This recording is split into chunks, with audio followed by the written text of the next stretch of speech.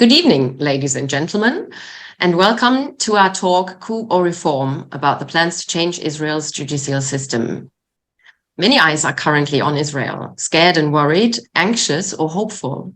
People who care about Israel see how for the 16th consecutive week now, hundreds of thousands of people are taking to the streets. What's driving them? Which fears do they have?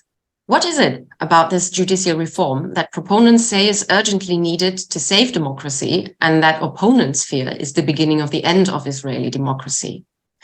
We want to clarify what the different positions in the debate mean by judicial reform. One thing, though, is clear. The protests that have been going on for weeks are not least an expression of a lively and contentious democracy. On the eve of its 75th anniversary, the state of Israel finds itself in tremendous domestic political turmoil and enormous foreign policy challenges. It's not easy for the Friends of Israel to keep track of everything that is being debated and going on. It is therefore all the more important to inform oneself not only through the media, but at best firsthand. We have the opportunity to do so today. With the help of our guests, I look forward to better understanding what is at stake and, above all, what the perspectives are. I would like to give the word to Volker Becknau, the president of the German-Israeli Society, to briefly address you as well. Welcome, everybody. First, welcome our two speakers, Avi Bell and Yuval Shany, for this debate. I want to say some words from the perspective of a Deutsch-Israelische Gesellschaft as a bilateral friendship organization. We are a non-partisan organization. We were always defending the Jewish and democratic state in public against people who criticized Israel being not democratic enough, or saying that Jewishness and democracy are contradictory if it comes to the identity of a state. And because we are always on the side of defending and Israel's democratic character, this debate goes in our hearts and is a real challenge for us, for our organization, and to define our position in this actual debate. For us, it's clear our beliefs are democracy and the rule of law are mutually dependent. Democracy is more than the rule of a majority. It is always the control and limitation of power through law and jurisprudence. That is why separation of powers and independence of a judiciary are indispensable for a democratic state. There are certainly different ways and traditions of electing judges. But the fact that the simple majority in a parliament determines their controllers seems to me to be a model that is difficult to justify. But as we want to understand more of the debate in Israel, we have chosen to have both sides of a debate, law professors from which are supporting with reform plans and who are criticizing them. And we want also to learn where is there perhaps the possibility of a political compromise, which can be the basic for a democratic development of the state of Israel in the next 75 years. So with the starting remarks, I'm very curious about the debate and what we can learn here in this discussion. Thank you for coming to our debate. And now I give again the word back to Sarah Laubenstein. Thank you. Yeah, thank you. Okay, before we get started, let me just briefly introduce our guests tonight. Our first speaker is Professor Yuval Shany. He holds the Hersch Lauterbach Chair in International Law and is the former Dean of the Law Faculty of the Hebrew University of Jerusalem. He was a member of the UN Human Rights Committee from 2013 to 20, and during that time also served as its chair. Currently, he's a senior research fellow at the Israel Democracy Institute, where until last year, he also served as vice president of research. His research focuses on international human rights law, international humanitarian law, international courts and tribunals, and international law in cyberspace.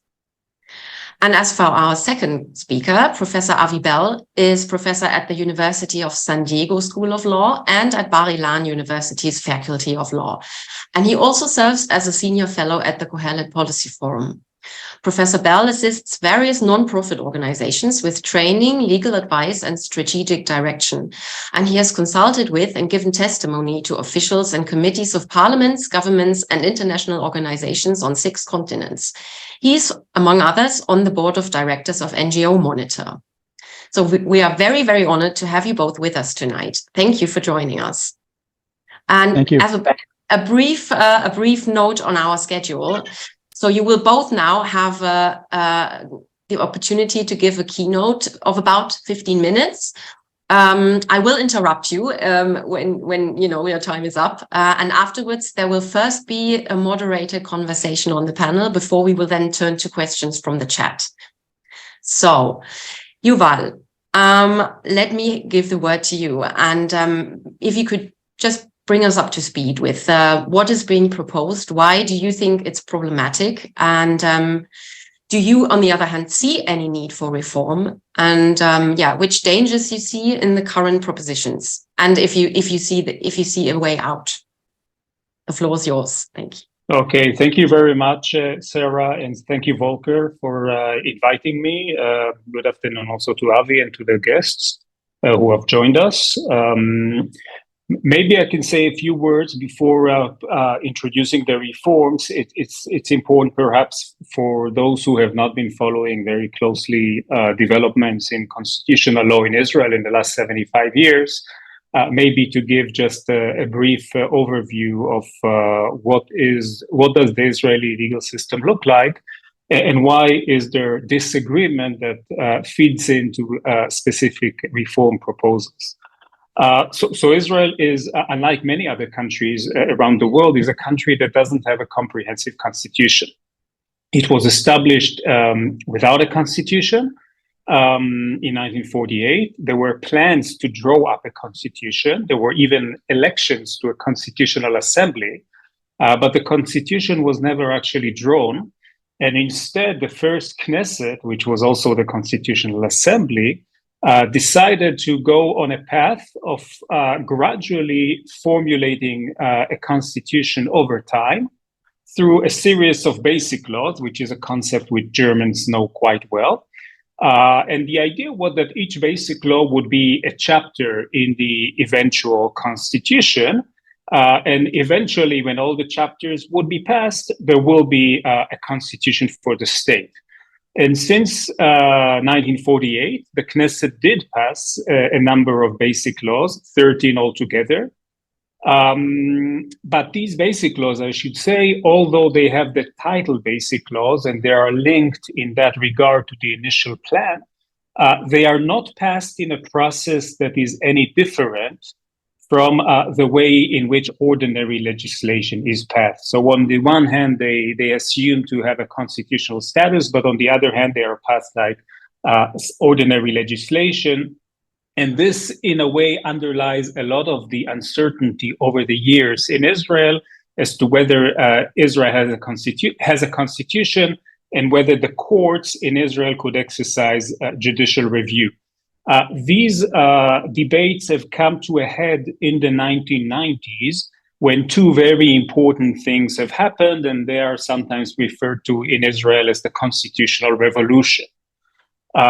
One thing is that the Knesset passed in 1992 two basic laws that for the first time dealt with human rights. Up until then, basic laws dealt mostly with the institutions of the state, with the different powers of government. In 1992, there were two basic laws that dealt with human rights. The more important of the two is called Basic Law, Human Dignity and Liberty, that protects some fundamental basic rights and also provides that there can be no infringement of these rights except through legislation that passes certain conditions. It is, for instance, compatible with the values of the state as a Jewish and democratic state, and that doesn't really infringe on a right in a disproportionate manner or in an excessive manner. The court 3 years later, in 1995, has adopted a decision, a very important decision called Mizrahi United decision, in which the court held that the 1992 laws do allow the court to exercise judicial review over legislation that was passed by the Knesset. It interpreted the law as a constitutional instrument that provides the court this authority. And from then onwards, the court has been exercising judicial review over legislation and has over the years struck down Knesset legislation on 22 separate occasions. Now, this state of events in which the court is exercising judicial review over legislation has been something which has been contested over the years by some politicians, by some groups in society. And the recent reforms are actually tapping on to this criticism, and they seek to roll back Israeli law in some regards to the 1990s, but actually in some regards even beyond that, to the 1970s, 80s, and even 1950s. So let me describe what do the four main reforms that proposals that we have seen so far, what do they seek to do? And then I will say a few words why I think they are problematic, and maybe what could be an alternative avenue going forward. So the reforms that we have seen have been put forward by this government immediately after it assumed power in the last days of 2022. In the first week of 2023, the Minister of Justice convened a press conference in which he presented his ideas about legal reform. And from then, there has been a very I could say aggressive push by the government to try to pass as much of this platform in the Knesset. So far, none of these laws have been passed, but some of them are actually, one of them is actually quite close to passage. But now everything is, of course, suspended because there are some political negotiations. The first bill, which has been put forward, is a bill that seeks to change the way in which judges in Israel are selected. This is what Volker Beck alluded to in his opening remarks. Currently, from 1953 onwards, Israel had a system by which there would be a selection committee that would be composed by 9 members. 4 of them would be politicians, 3 typically from the coalition government and 1 from the opposition party, but the remaining 5 would come from the legal profession. 3 of them would come from the Supreme Court, and 2 of them would come from the Israeli legal bar.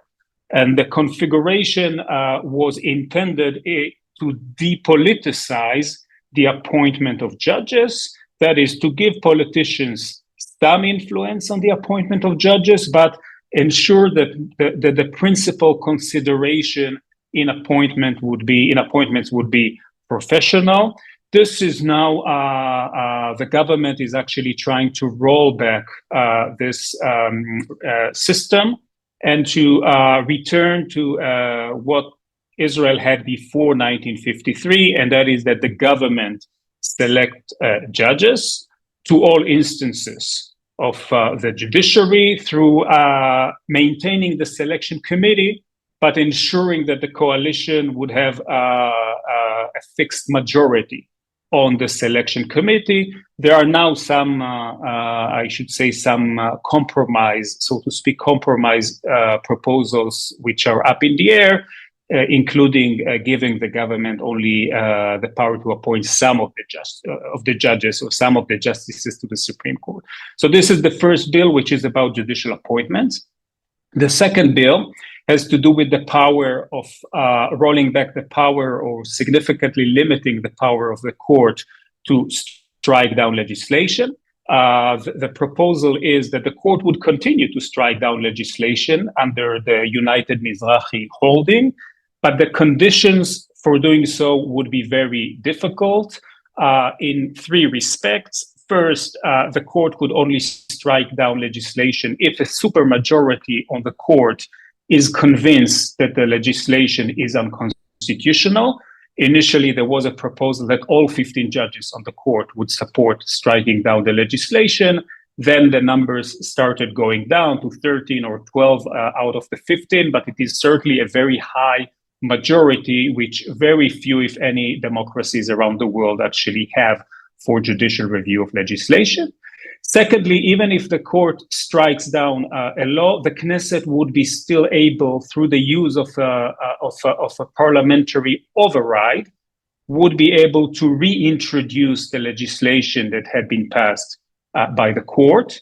And third, there is a category of laws, which are the basic laws themselves, which are currently, the court has indicated that if those laws are used in an abusive manner or in a manner that goes against the core values of the state as democratic or Jewish, the court could exercise review over them. The proposed bill, the second proposed bill, would seek to remove explicitly this power from the court. So effectively, there will be some laws that the court could not review and some laws that the court could review only under very stringent conditions. And even then, the Knesset could still have the ultimate power to reintroduce the law. The third and fourth laws are a bit less central, I think, to our discussion. I will just mention them. There is a law that removes from the court the power to exercise what is called the reasonableness or patently unreasonable ground for review of government decision. This is not about legislation. It has to do with another concern that critics of the court have, that the court is too activist in intervening with governmental policy. For instance, in deciding that appointing ministers who have criminal indictments against them or criminal conviction against them is unreasonable. And the reform seeks to take away this power from the court. It was a power that the court had from the very early days, but it did expand these powers in the late 1970s and early 1980s. And the fourth bill, which is on the table, seeks to limit the power of legal advisors in government ministries, who are currently quite important. We call them gatekeepers in the Israeli context, in the sense that they ensure that government ministries follow the law. And the idea is that their legal opinions would not be binding on the government, and that the government can deviate from legal opinions issued by these advisors. So this is the four bills which are currently on the table. Now, why am I and many other Israelis working in this area concerned? We are concerned first and foremost because Israel has already one of the weakest systems of checks and balances in the world, in the sense that we have a democracy where people go to election, but in terms of separation of powers, and checks and balances between the different branches of the government, which is a very important democratic safeguard, both on free and fair elections and also, of course, on human rights and minority rights and other democratic principles. Israel has a very weak system because it works in a parliamentary, it operates within a parliamentary context. That is, that the parties that win a majority in the Knesset after the elections, they control the Knesset and they also form the government. So the executive branch and the legislative branch is in the hands of one bloc of parties. And the only institution in Israel that effectively serves as a political counterweight, as a legal and political counterweight against tyranny of the majority, is the court. And the court exercises its powers of judicial review over governmental acts and over Knesset legislation. And effectively, what these proposals would do individually, but even more so collectively, is that they would concentrate excessive power in the hands of the coalition government. because through their increased influence on judicial appointments and the decrease in the power of judicial review over legislation and administrative act, the court would not any longer serve as an effective counterweight to the government or to the majority in the Knesset, and this would be extremely disruptive in terms of the Israeli system of checks and balances. There are even, you could say, additional concerns in that regard concerning the very viability of the rule of law in the system, where the Knesset is passing legislation, has the increased power now to interpret legislation, can overrule the court when the court maintains that the legislation has not been applied faithfully. Under this system, there are simply no longer effective protections for the rule of law. And the concern here is when you concentrate so much power in one political location, and when you are weakening so much the legal constraints you have on the exercise of that power, then your democratic infrastructure is significantly eroded, and the ability to protect rights of Israelis and others within this environment is significantly harmed. So this is why I think these proposals are very bad. And I think many Israelis feel that with this reform, if these reforms were to pass, Israel's ability to continue and constitute and exist as a liberal democracy would be seriously compromised. Now, in terms of going forward, and maybe with this I will close my initial statement, as many of you who are following events in Israel know, that the reforms are not popular. There is a very large pushback in terms of demonstrations, but also in terms of all sorts of groups within society expressing strongly their opposition to these reforms. So it's the lawyers and the economists and the high-tech people, and there are also constituencies from outside Israel who have expressed serious concern. And at this point in time, there is a process which the Prime Minister, maybe reluctantly, but eventually agreed to participate in, which are negotiations under the auspices of the Israeli president that are aimed at formulating some agreed upon reforms. I would say that for me and for the Israel Democracy Institute, which is the think tank that I have been working in for many years, a key aspect of these reforms must involve the entrenchment of basic laws in Israel.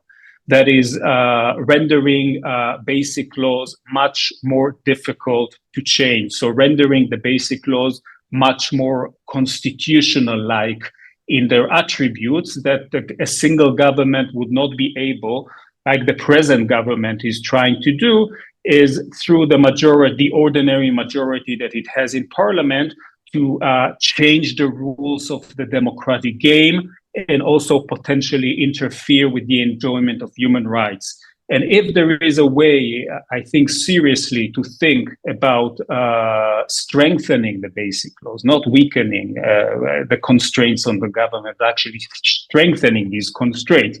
And if the government would be willing to look again at judicial selection, I don't think what we have currently is a sacred system. I mean, there could be some creative ways of doing things differently. But as long as the principle which is accepted, that the government of the day cannot have the power to directly control the appointment of judges or presidents of court, there I think there is some room for agreeing upon many of the other issues that have been raised as concern by critics of the court over the years.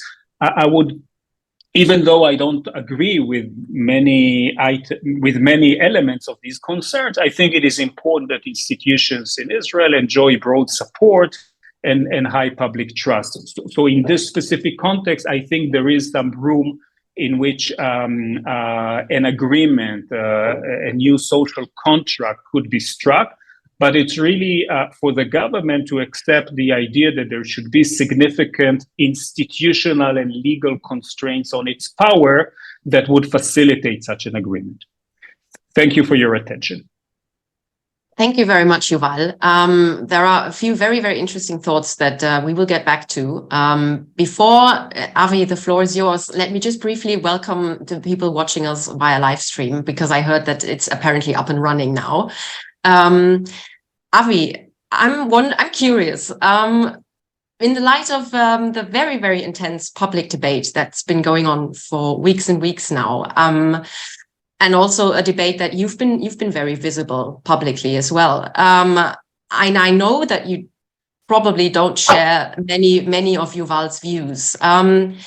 Yet, is there anything that he just said now that maybe you view differently from what you thought about it when you started getting into a public debate? Well, let me start with, I think that Yuval and I are absolutely agreed that what we want is a democratic and liberal government in Israel, a limited government, one that preserves people's rights.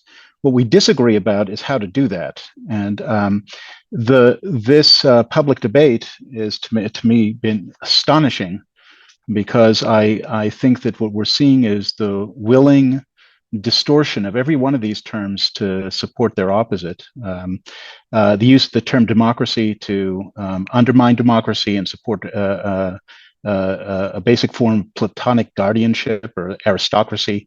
The use of the terms of checks and balances and limited powers to support the creation of an undemocratic and unelected branch of government that has unlimited powers that it makes up for itself.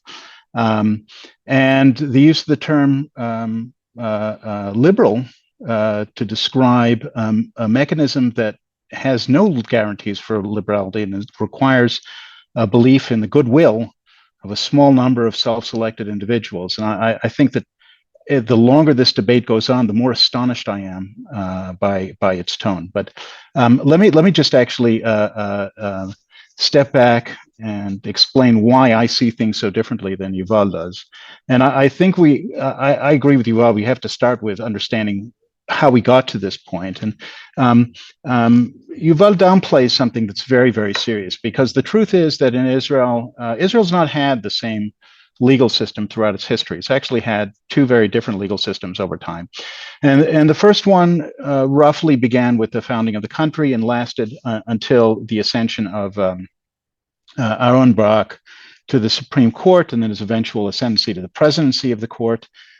He was on the court from 1978. He was appointed president in 1995, and then retired from the court in 2006. And the legal system that Barak and his colleagues created, and that his successors have created, is very, very different from the one that Israel originally had. So originally, Israel was a traditional Westminster democracy. As Yuval said, it did not adopt a written constitution. This was not simply a matter of failure. This was a matter also of philosophy and ideology.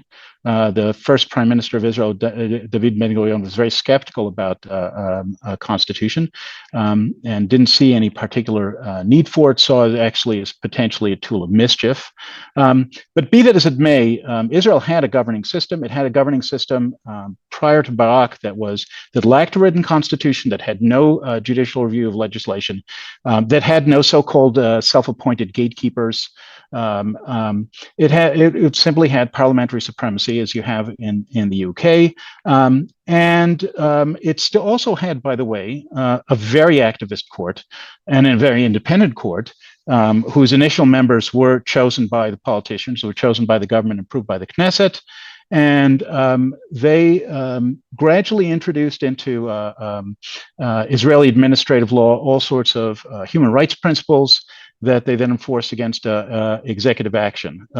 The break that Barak introduced was not judicial activism. It was between activism and what Eli Salzberg calls it's hyperactivism. Right? The Israeli Supreme Court prior to Barak was one of the most activist in the world. Since then, it's reached another stage altogether, something that's really unprecedented in any democratic state. And the changes were across the board in every possible imaginable area of the law. And so the debate we're having today is primarily about the changes that the Barak Court introduced into public law, where it created for itself a power to review and strike down legislation, something which does not exist anywhere in the world without some limitations, some written constitution or legal guidelines. The power of judicial review that the Barak Court invented for itself is unlimited. It was initially based on quasi-constitutionalizing the basic laws, but it's left that already. And the court already has announced that it has the power to strike down and has struck down laws, not simply because there's anything in a basic law, but because it didn't like the procedure by which they were adopted, or it didn't like the motivations of the legislators. And there's no clearly articulated set of principles by which the court exercises its judicial review, because there is none, and it changes from time to time. The most recent one was about a year and a half ago, where the court announced that it may be that the Knesset, the parliament, has the right to make quasi-constitutional laws, but its motivation has to be overseen by the court. And if the court believes that the parliament is misusing its authority, that is, using it for what the court considers to be an improper end, then it can just strike it down. And the most astonishing thing that happened during this debate is that allies of the court, including members of the Israel Democracy Institute, have announced that the court not only can but should disregard any laws that regularize and limit the court's powers, because that would be incompatible with the unlimited power that's supposed to be intrinsic to the Israeli system. You have, but it's not just judicial review that the Barak Court introduced. It turned legal advisors and other senior bureaucrats into Platonic guardians. That is, people who are entitled under the authority of the court, but under nobody else's supervision, to impose their own political and ideological understandings on elected officials. This is something I can't find anywhere else in the world. They have invented a term for this. They call themselves gatekeepers. I've asked some of the self-styled gatekeepers what their definition of the term is and who they're keeping the gates from against whom, right? But the best I can get is that they view themselves as able to discern the real public interest. This is sort of a Rousseauian idea, that they can see the real public will and interest and disregard things like elections and impose that will directly on those people that the people selected. But you go beyond that. The Barak Court eliminated all these procedural barriers to getting into court, standing, justiciability, a whole set of rules that were designed to keep the court out of political decision making. And Barak invited these political questions into the court, right? He said this explicitly, that there's the question, we don't care whether there's a political aspect to it. What he cares about is whether a rule can be fashioned, a legal rule can be fashioned to address the dispute, which of course there always can be, right? And so you have one after the other, these rules that were created in order to expand the court's power, that have no limits intrinsically in them, that undermine democratic rule and replace it with a form of Platonic guardianship, with a form of aristocracy, that move policymaking from the elected branches to the courts and the legal advisors, things like reasonableness review, which, contrary to what Yuval suggested, did not exist in the early court. It was quite explicit. This is one of the earlier decisions of Barak to create this sort of thing in 1980 in a decision called the Golden Pages decision, and these things may share terminology with phenomena that exist elsewhere in the world, but there was never any sort of reasonableness review in Israel beforehand. There still isn't anywhere else in the world in the way that the Israeli court does it now. And I have to say also that there was a massive number of changes in private and criminal law that the Barak court invented. Those are the first things that got criticized in the Barak court. That was they were criticized back in the 1980s, primarily on the left. And it was generally recognized by legal colleagues of Barak and of the court that a profound change had gone through the court, where it had disregarded formal law and moved to the imposition of a different value structure, a different political ideological structure, and that it had done so in part in response, or primarily in response to the fact that the one party that had ruled Israel up until 1977, the Labor Party, had been voted out of office, and there was a new majority in town. Now, Barak's revolution was always based on a different conception of government than the one I favor, than democracy. It is, and I use the term advisedly. It was aristocratic. It is aristocratic in the sense that it is exceptionally confident in the moral stature and the wisdom of judges, and exceptionally skeptical about politics and the wisdom of common people and majorities, the masses.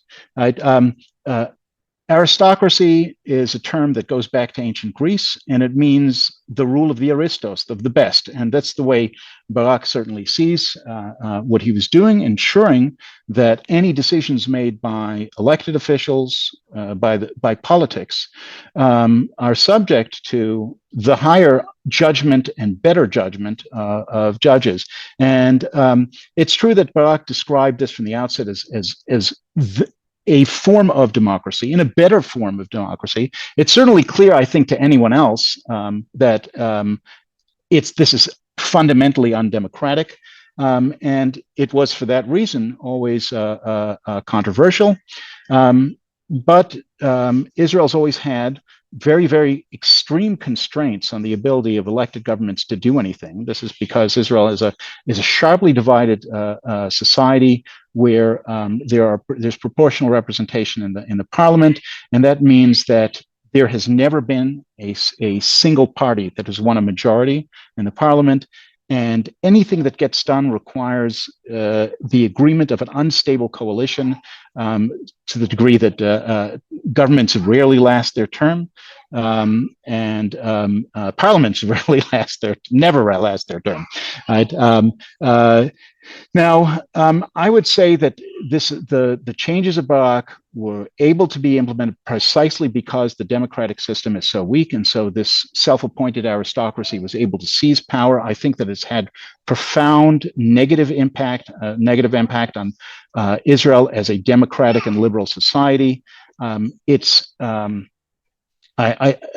of these things I think ought to be agreed between Yuval and myself. I'm skeptical about government power, and believe that no institution of government should have unlimited power. The absolute power that the Supreme Court has seized for itself is an opening to the results of absolute power. Absolute power corrupts absolutely, and I think that it is difficult to invest that sort of power in a single government institution without seeing them wandering into politics and imposing their views on the society without getting any approval from the people, and sometimes making some very profound mistakes, in some cases sacrificing liberties. If you want, you can try to describe the court as liberal, but I think that the other things that you can say about the court. I'm sorry, the youngest member of the audience has decided to join me here. Maybe it's actually, sorry, maybe it's a good point for me to interrupt. If I can, I would like to finish the points. I'm watching my time carefully too. It's not simply a matter of skepticism about unbounded power by institutions. I also think that the system created by Barak misses all the virtues of democracy, decisions that are based upon broad agreement, that are based upon compromise, that are based upon the wisdom of the masses, rather than an elite that is operating in a closed circle and sees only its own point of view. And the worst of all, I think, is that we've seen a politicization of the court. Politicization of the court is the court inserting itself into political controversies and having a very clearly identified side. And this shows up in polls that the court has gradually lost the confidence of the majority of Israeli people, and it's not just the court, the legal institutions at large. The Attorney General enjoys the support of single percentages of the Israeli public. The police have lost, government lawyers have lost the trust of people. And again, as I said, it's only selectively liberal, the court and the legal institutions. You've seen they've compromised protection for the legally accused. They have a very political conception of freedom of speech, and so one of the very first laws that was struck down by the court was one that permitted a radio station associated with the right wing to broadcast. The argument of the court was risible, frankly, that if there's a limited number of radio frequencies in the world, and if the court is permitted, if the radio is permitted to continue broadcasting, then one day all the frequencies will run out, and there will be some imaginary other competing radio station that will want that frequency. Now, this is not the sort of argument that any liberal protector of freedom of speech would make. So I think that let me just ask you right there, if what control mechanism actually would still exist if the judicial reform was implemented according to your ideas? I mean, who would then still rein in a government? And that's I think one of the. Let's just imagine for one moment a government that I suppose would give you sleepless nights, like a government with that would, for example, decide by a simple majority to evacuate the complete evacuation of the West Bank or of all settlements. Would that be possible on the basis of the coalition plans? And would you accept that in due course? So one of the most, I think, greatest successes of the IDI was to flip the debate on its head with exactly that hypothetical, right? And so, and what it requires is that we view the powers of the courts as fundamentally different way than we view the powers of every other government institution. So, I ask today, what is the mechanism that limits the court? There is none, right? But the Israel Democracy Institute asked about, I think it was Amichai who came up with this argument, but Yuval can correct me.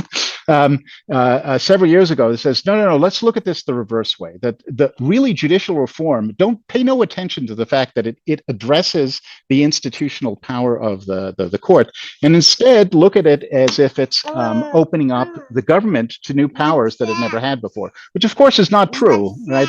The government has the same powers it has always had.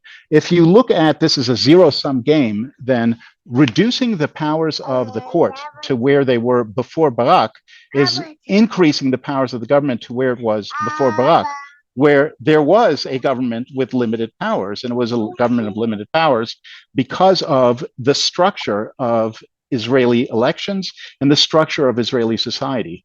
But be that as it may, it doesn't seem to me to be a logical argument to ask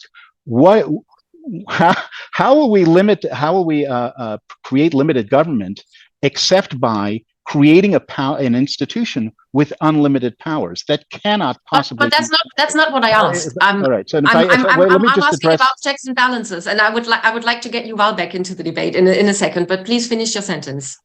Let me just talk about the hypotheticals. There's a hypothetical that keeps getting asked in these debates. And what would happen if the parliament, the government, would do something profoundly undemocratic, and the power of the court in Israel is not this unlimited self-defining power that it's had since the days of Barak, but it only has the powers it used to have.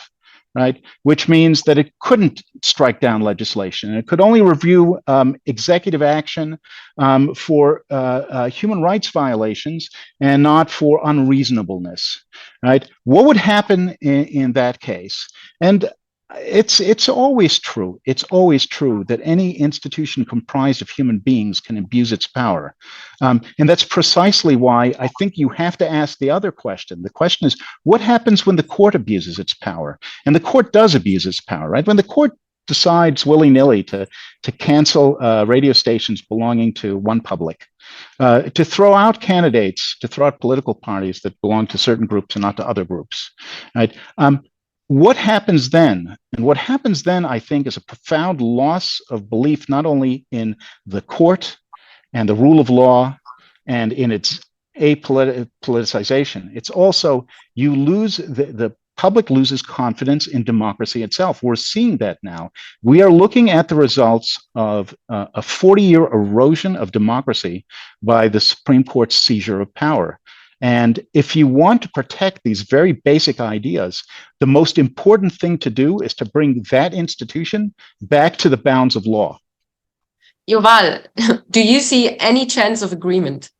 Because I think what we are currently looking at is the search for a compromise. And I would very much like to hear your thoughts on how this compromise might be achieved. I mean, Avi and I don't agree on the basic diagnosis of the situation. Avi returns to the question of what controls the court. Of course, the court is controlled by the law. The laws control the court.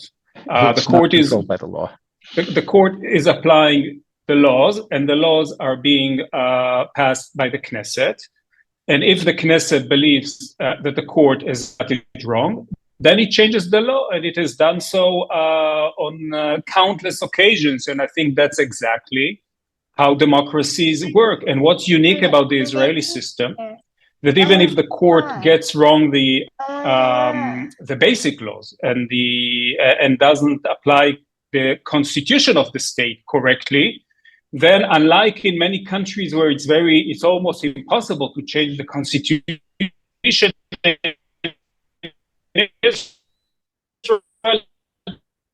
the basic laws can be amended very easily. So this. Oh, I think we seem to have lost Yuval. Maybe Volker Beck, you raised your hand. Do you want to maybe say something? Yeah, I wanted to add a question, but now I hope that Yuval will also hear me. First, perhaps to Avi Bell, if I have understood him right, that he thinks in principle, the legislature with a simple majority could pass any law without any legal restriction by the courts. Because when I heard what you said, I remembered a discussion we had in 2014 in Germany also about our power of the Constitutional Court in Germany, and the Constitutional Court in several cases pressured the legislator to make certain laws, and other laws he pronounced as unconstitutional, and the Conservative Party was very angry. But our Constitutional Court, as all high courts, is not elected by a coalition, but it's elected by 2/3 of both chambers, the Bundesrat and the Bundestag, so that there's no chance to get one side into a party position in the courts. But nevertheless, the discussion of the critics were relatively the same from what I heard from you, but it shouldn't be possible that the legislator is getting corrections from the court who is not elected directly by the people. But in the end, doesn't it make for you a difference if a law is stricken down, for instance, and it's only a simple majority who can rewrite the same law, or it could be perhaps, and now Yuval is hearing me again. I wanted to ask you both the question: if it would be a compromise, for instance, that such an override clause should have a qualified majority, like 80 members of a Knesset, three-quarter or two-thirds, and but if this would be an idea, and I don't want to impose German regulations on the Israeli system, but being a lawmaker, because I was a lawmaker for 23 years in our country, I have some experiences also with electing judges, and wouldn't be it an idea to look upon how do we elect judges? We elect them with two-thirds in the committee by politicians, as the Kohelet Forum is always asking. Let's give more power to the politicians, but there are different regulations possible. If you say the politicians should have more power to elect, it makes a difference if a simple majority, a coalition, can elect the whole court, or that if there is a need to compromise on every candidate because it needs a qualified majority in such a committee, which means he has the trust of every judge has the trust of the coalition and some people from the opposition, because otherwise he wouldn't reach a majority. And I can tell you from our experience, even we have former politicians who are qualified as judges who were elected to the Constitutional Court, and afterwards they spoke as judges against laws they had proposed themselves in their time as politicians, because only the legal argument counts in Karlsruhe, in our Constitutional Court, because the method of recruiting judges is so concentrated on legal aspects and on consensus. So for me, the idea is, would it be a difference both for the override clause as for the election question of judges, that you go to a qualified majority, so that some criticisms from the side of the Kohelet Forum are addressed, but not in the way as it is now proposed in the propositions which lay on the table of the Knesset. With regard to override and judicial appointments, I fully agree with Volker Beck that the proposals on the table are quite extreme, in the sense that they talk about complete control by a parliamentary majority of appointments and complete control by a parliamentary majority of judicial decisions. This is quite unprecedented in a constitutional settings. It's not an accident that there are no countries in the world that have constitutions and allow such an easy override. There is one specific example in Canada, which has an override in a very specific federal context. I think overrides are generally a bad idea. I think there are constitutional rights should be implemented by courts. And if the court gets it right, it can change the constitution. There has to be, of course, a process. But I think this is the way in which democracies normally follow. I think in Israel at this point in time, it's almost absurd to talk about judicial tyranny, because the basic laws could be changed by a simple majority in the Knesset.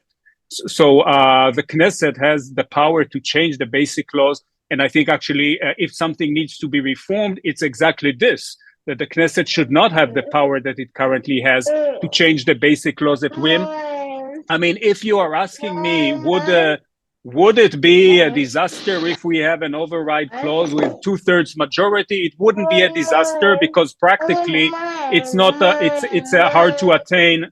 It's hard to attain such a majority, but conceptually it's a bad idea. And with regard to judicial appointments, mind you, our system is very different from the German system, in the sense that we are talking about judges that 80% of the time hear civil case and criminal case. This is not a constitutional court.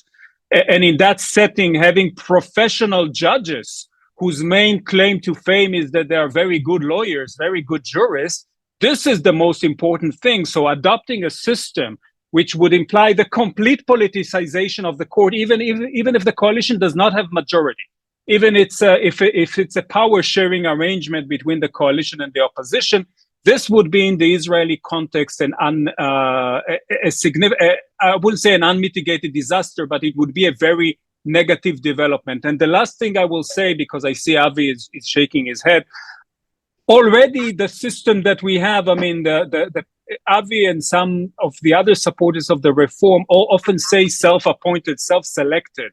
It's important to emphasize judges in Israel are appointed, like I said, by a committee. And on the committee, there are 4 politicians out of the 9.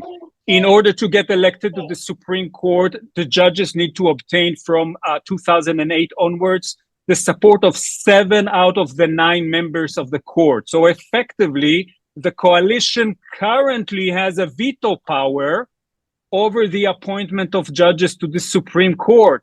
So it's impossible to appoint a judge to the Supreme Court without the support of the coalition. So we already have a system of checks and balances, which works quite well. And in fact, the court has become, since we had many right-wing governments in the last years, the court has become over the years more and more conservative. And I think it's perfectly fine. And I think this is how democracies work. But like Avi said, through a broad agreement, and not through a party winning the elections and then changing all the composition of the judiciary, changing all the constitution of the state. This is something which is completely unacceptable. Avi, I think really the question of the checks and balances seems to me like the crucial point here. I think that there are a number of things I'd like to address first. You haven't really fully answered my question. So if you could just maybe briefly try to answer. I think there were a lot of things that were just said that I really think need to be corrected. So let me say that, and I will address again a second time the question about checks and balances. So it's Yuval says it's not true that the judges are self-appointed by the committee, that in fact it's a balanced court. That's simply not true. It's absolutely not true. The committee has members that come and go, and it has members that are there always. The members that are there always are the three Supreme Court justices who vote as a bloc, and they exercise veto power. There is no other group of people. The 4 politicians, the 2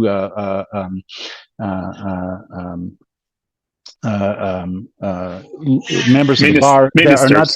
Okay. The 2 members of the bar. The 2 ministers of the bar can act as a bloc. The 4 politicians never act as a bloc. And there's an important difference because of their terms in the past, which is the court can block anyone that it likes until the personnel change. That nobody on the other side can do this, and so that is the reason why the court, despite many years of having right-wing governments, is effectively preserved its hyperactivism. It is not a court balanced between hyperactivists and conservative.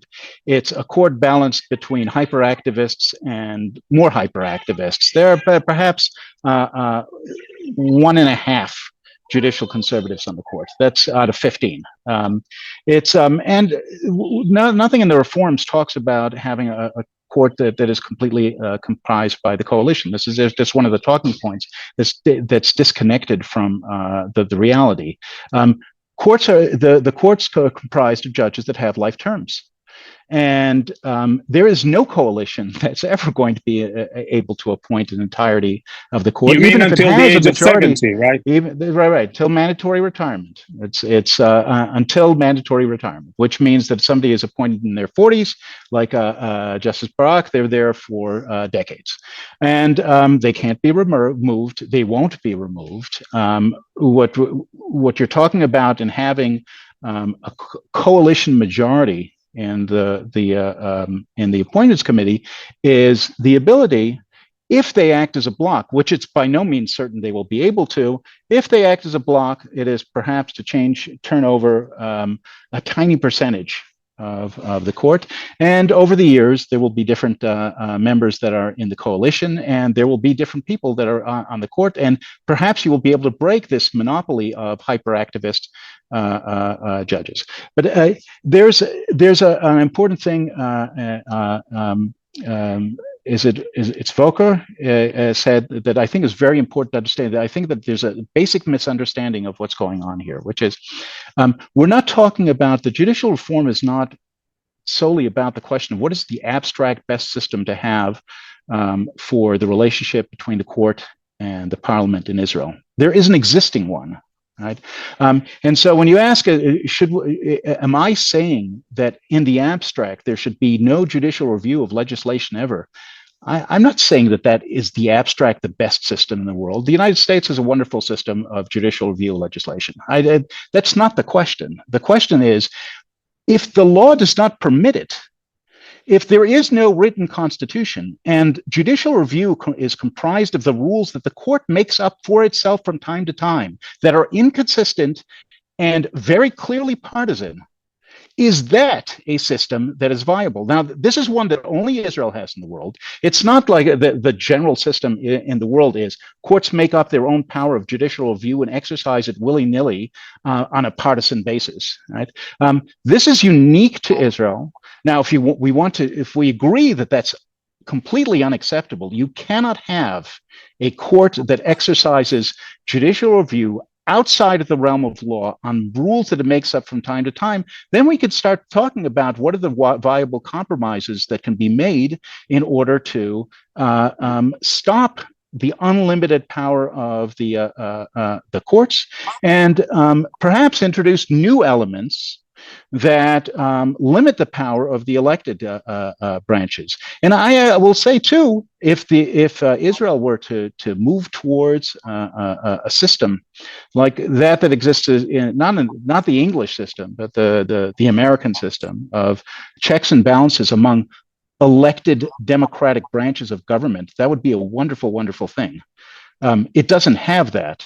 And the idea that democracy should be balanced out by a touch of absolute power for a judicial aristocratic class is, to me, absolutely unacceptable. That's not a way, that's not an opening for a compromise. That's exactly what the problem is. That's the thing that has to be fixed. Now, again, we have to focus on what are the things that we have to fix. We have to fix two things, in my opinion.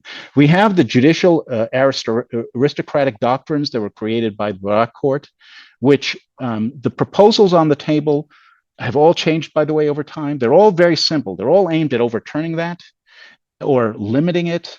And there are different ways of limiting it. And we should be open to every compromise possible. And the other part of this is, how do we prevent a situation in which, once again, we have a monolithic court that is interested in seizing power, and make sure that the court, in fact, represents a broader range of ideologies and policies and background and legal views. And here I'm absolutely open to any different possibility of appointing the judges so that we don't return to the situation that we're in now, so that we balance the court that we have and keep it balanced going forward. Something that maintains the current system will not balance it. No, go ahead. Sorry. Okay, yeah, thank you very much, Avi, because I think that was an excellent point leading to my next question, which would be, wouldn't it make more sense or be more sensible right now to step back from reforms and trying to focus on specific laws, but rather to step back and try to form a constitution? I mean, we've read in several newspapers, and several people have voiced that opinion that Israel is having a constitutional moment right now, and that maybe now is the time to introduce finally a constitution that hasn't been there yet. Do you think that might be? Yeah. Do you think that might be a way to compromise? I think that a constitution would be wonderful. I think that's not a compromise on the issue. The issue is not what is the abstract best system in the future. The issue is what to do about the mess that the judicial aristocracy has created for us today. Now, I think if you want to combine these two, that's a great idea. So here's a suggestion.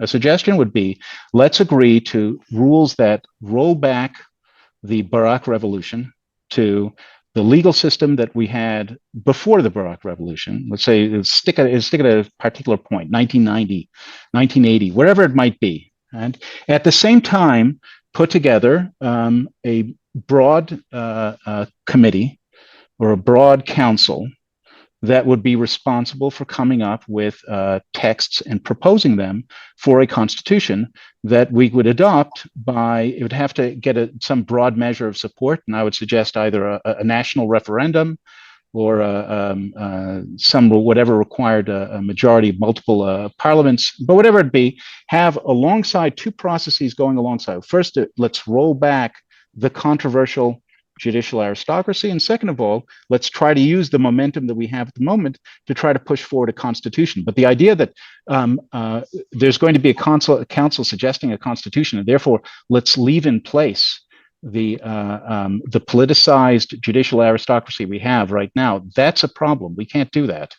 Yuval, I can see you itching to reply to this, and I would like to hear a brief statement from you before we get to someone from the audience who is wanting to who has a question as well. But Yuval first, please. Yes. So again, I completely disagree with Avi's characterization of the court deciding cases not on the basis of statutory law and legal principles. Everything that the court has done is on the basis of legislation, on the basis of basic laws. Avi may disagree with the interpretation that was unanimously embraced by the court in 1995 in United Mizrahi about what the basic laws of 1992 have intended. But to say that the court is acting, you may disagree with the interpretation of a statute, but to say that the court has been acting outside the framework of the law, I think is a complete mischaracterization of what the court has done. Again, it was a unanimous decision. I also take issue with this whole idea of judicial aristocracy. Again, judges are elected by a committee, and politicians do act as a bloc, and capable politicians have been able to actually nominate judges who diversify the court, and I think it is well. As to the constitutional moment, yes, I think there could be potentially a constitutional moment. Of course, the idea is that first the Israeli public would give up its human rights and surrender all political power to the government of the day without any checks and balances. And then we start discussing what rights we have. This is, of course, completely unacceptable. I also yes, it is, which is why it's unacceptable. It's unacceptable to use that sort of demagoguery. Sort of demagoguery against me. That is not fair. That is not fair to say that I'm trying to take away human rights of the Israeli citizens. It's an awful lie. You should be ashamed of yourself. So I was quite civil up until now, but can you please let Yuval finish? Yes. Yeah. The fact that you are trying to take away the only safeguard that Israelis have against tyranny of the majority. That's a lie. The only recourse that they have. That's a lie. You are saying that there were no human rights in Israel. You should be ashamed of yourself. This is not okay. If this kind of debate you want to have, then maybe I think I'm done here in this format. I mean, I have stated my positions quite clearly and I think quite politely. If you think that I should be ashamed, then you are entitled to your view. I completely reject your intervention. What is being trying to do? We have a government that is trying to take away the rights of the Israeli citizenry, and this is why you see hundreds of thousands of people on the streets, because they don't want their rights to be taken away. I would like to allow a question from the audience now. So maybe we can all step back a few paces now and let Esther ask her question. First of all, thank you very much for this really inspiring and very revealing discussion. But quite frankly, Avi, I must say that listening to you, and especially listening to the last 2-3 minutes, that really raised my fears rather than calmed them down. Because if this is what is going to happen, if the other side with really, I think, ideas and fears that have to be taken into serious consideration are being labeled as liars, this is not the way that there will be a future for Israel that we love so much. And I'm talking from the position of the diaspora, so to speak. And we all are deeply concerned because we love to Israel. We need Israel as a safe haven for democracy and for Jewishness. And please, I ask you, I back you, try and come and get your senses together, because there is something that is at stake here that is far greater than the position of Avi or Yuval or all of us here. This is the future of Israel that we are talking about. And what I really want to make sure, and what I want to understand by listening to you, is how can we move forward? And this is by defining, according to me, the basic principles, the basic laws that must not be changed under any government, under any circumstances, because these are the guarantees for Jewishness and for democracy. And this leads to my question, really, because quite frankly, Avi, I haven't heard an answer to Sarah's question that she has asked you 2 times now, and that I too think is this really crucial question, because I remember having listened to Yuval Harari, someone I really admire for his intelligence. And when he said that the fine definition between democracy and dictatorship is that any dictator telling you, well, that nothing will go wrong, just trust me, love me because I love the country, this is when we all have to be on alert. And this basically, to me, so far, but please tell me if I'm wrong, I hope that you will convince me that I'm wrong, is what the government expects you to do. Expect everybody to do, to trust finally the question. The government expects us all to trust the government, the goodness of the government, the goodness and the cleverness of the leader. But who definitely, and try to make it simple, don't beat around the bush, and don't tell me now about the Supreme Court. I want to know who will control the government, what is the checks and balance systems if this judicial reform is implanted. I want to know why you have this unbounded trust in the Supreme Court. Why it is because when they tell you, don't worry, we will take care of you. Don't worry, we don't have to abide by any laws. We can make them up for ourselves. What is the checks and balance of the government? That is my question. What is the checks and balance of the government afterwards? That is still no question. The judicial. I've answered this several times. I have answered this several times. No, you didn't. And yes, I did. And I will answer it again. The judicial reform concerns the powers of the Supreme Court. The powers of the government, the powers of the parliament are not proposed to be changed. They will be somewhere in between what they were in the traditional government of Israel until Barak and what they were before Barak took those powers away. Now, that is a system for which we have decades of experience. And it was not a system which, excuse me, contrary to what Yuval is insinuating, it's not one that was undemocratic, that was a dictatorship, that was a tyranny. It was a functioning liberal democracy. Was it the world's best liberal democracy? No, sorry. Not necessarily. I must interrupt here because once again, I don't get an answer. My simple question, and I don't see why there's no simple answer to that, is if you are telling me how in future you're planning to control the Supreme Court because you think I'm this is not what, telling you any such thing. no, I this is what get to at this is least what tell you what I stop, think. stop. You know, I appreciate you wanting to tell No. me not only what you think, but what No, I no, no. think. But that's No, not no. what I think. Sorry, I just want to put my question forward because I think maybe I couldn't have myself made understood clearly. I understood how you're going, according to the reform, how the Supreme Court will be controlled in future to bear it from exaggerated power. This is the idea that I got from what you said. But I don't see how in future, if there is the overall clause, if there is a possibility to any decision that the government takes, and I'm not saying that this government will do anything bad, I'm not saying that even, but if any government in future will do something that is directed against the Jewish or the democratic substance, the basis of this country that we all love, and we share this love for this country, so I want to understand what mechanism will still be there? Who is there to tell the government, stop, no step further? Who will be there in future? Me, Yuval, You? all of us who vote, all of us will be able to tell them to stop. Right? Who gets to tell the court to stop when it goes off and it shuts down radio stations of opinions that it doesn't like?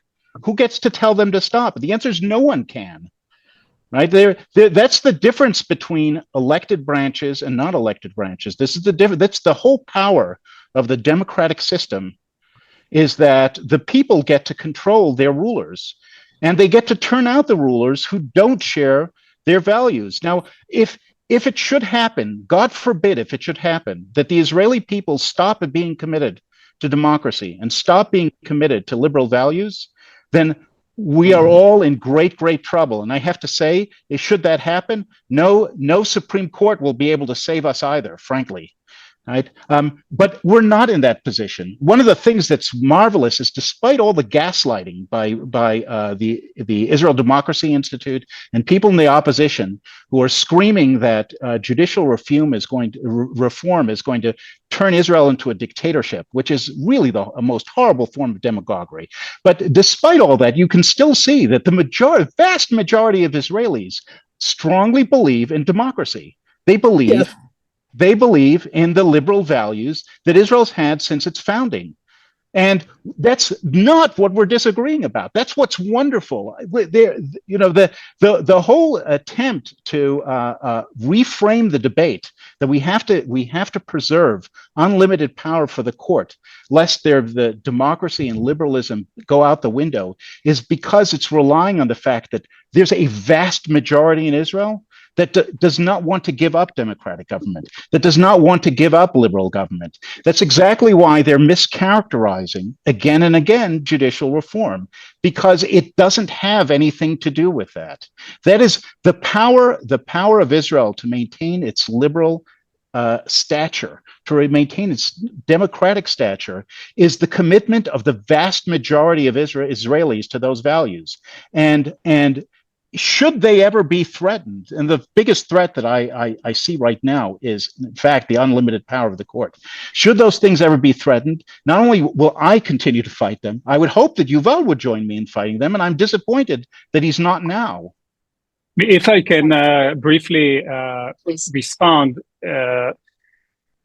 Look, what Avi is proposing is something that no liberal democracy on the planet has, which is that we completely put our faith in the democratic majority to protect the rights of the minority. We have almost 300 years of experience from the Federalist Papers, from the French Revolution onwards, that this is an unviable system. And this is why almost every country in the world has a constitution that limits the power of the government. And almost every country that has a constitution has also judicial review over legislation. And it really is extremely troubling to think that of all countries, Israel, which has some of the most difficult problems, some of the more polarized social rift, this would be the country that would continue to protect human rights only through free and periodic elections, fair and free elections, And mind you, we also know that even that doesn't really hold when all power is concentrated within one part of the government. And we have even some examples in Europe that in recent years which underscore this. Avi referred a few times to the radio station as an example of the court's excessive power. I also think that this is a gross mischaracterization of the court. The court didn't strike down the law that granted a license to the radio station because it didn't like what the radio station broadcast. It did strike it down because this license was given without a public tender. Now, you can like the decision, you can dislike this decision, but it was given within the framework of legal analysis, like any other decision by the court. We have no examples on the planet of judicial tyranny, of cases where courts are destroying democracies.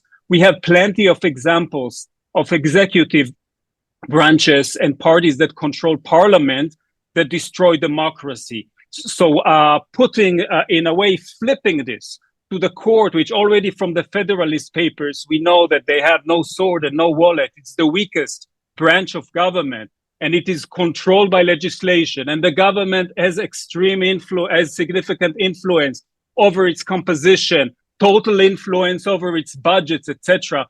This is, I think, a very distorted view of what are the threats that democracies are facing. Thank you. Thank you, Yuval, and thank you, Avi. As we are starting to run out of time, I would like to ask both of you more or less my final question for tonight, which is, which are the basic rights that you can agree definitely have to be maintained, and that should definitely under no circumstance should be possible to erase from a collection of basic laws, a constitution, whatever you may call it. Yuval, do you want to answer first? I think it's, there are international bills of rights. Israel is a party to international treaties. It should give effect to these treaties. They contain most of the basic rights that governments, that societies have. I want to note that even currently the anomaly is such that even we do not have an explicit equality provision in our constitution, not to mention more advanced rights such as social economic rights, minority rights, and such. So I don't think agreeing on the list is actually going to be very difficult among those who share a vision for liberal democracy. I hope on this, Avi and I can come together, but I'm interested to hearing his position as well. Avi, please. I agree that the precise list is not really an issue. The Soviet Union had a constitution that guaranteed a number of wonderful rights, and they weren't protected, and because the institutions were not there. I would say because there was no protection. The most basic, which is the right of the autonomy of the governed to select their governance, and without judicial independence. And judicial independence, absolutely, and that's one of the reasons why it is so dangerous that as the court gets more and more politicized, it is endangering its own independence. And I think the judicial reform will do more to help protect judicial independence than anything that you're proposing. But I think that ultimately, what creates government that is limited and respects freedom is two things. And I like the fact that Yuval called back to the Federalist Papers. Federalist Papers were written to defend a constitution that had no Bill of Rights. It did not imagine that there would be courts defending them. What it saw as the core of liberty was setting up competition, political competition, among the democratically elected, and creating a situation in which there were different competing groups for public favor, none of whom could win a majority, which Israel has in spades. There's none of the competing groups is going to win a majority, thank God. And that was the number one thing. The other thing, this is mentioned by John Adams, which is that only a truly free people can ultimately enjoy freedom, which is that it requires a profound social commitment, profound commitment by people themselves to their own liberty and their own democracy. And viewing this as a puzzle where we figure out an aristos, an elite that can take charge and set aside the people's decisions in order to impose upon them liberty is never going to work. Well, thank you, both of you. I think what we saw tonight is that you seem to agree on quite a number of issues, but as maybe in Israeli society, there seems to be quite different views on how to get there. So I really hope that yeah, I mean, I'm very anxious to see how things will develop in Israel. Yeah, and I wish we had more time, but and I actually did have quite a few more more questions, but I'm afraid I think Yuval, we've run out of time. So basically, it only remains to me to thank you both very much for very heated, very lively discussion. But thank you very much for keeping it civil, and yeah, thank you very much from all of us, also from Volker Beck. It was a joy to host you tonight. Thank you very much. And, thank you. Bye-bye. Bye-bye.